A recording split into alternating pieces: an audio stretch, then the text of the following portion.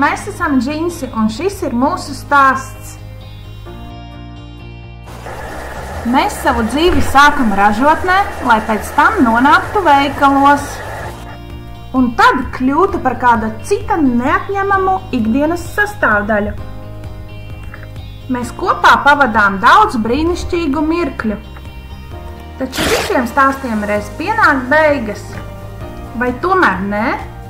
Šķiro pareizi, nemet mūs kopā ar visiem atkritumiem.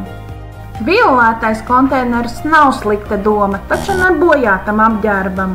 Sniedz mums otro iespēju, lai top jaunas lietas.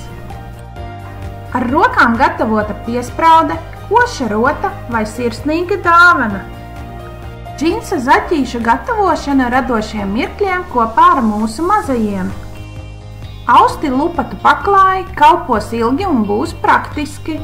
Biedrība Vides iniciatīvu centrs aicina, saudzē, apbrīno, rūpējies.